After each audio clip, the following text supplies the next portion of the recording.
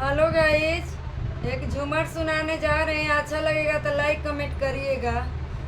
आहो पीतर के लोटा पीतर आइन लागेला। आहो पीतर के लोटा पीतर आइन लागेला। हमरा करिया बलमु देखियो काई बरेला। हमरा करिया बलमु देखियो काई बरेला।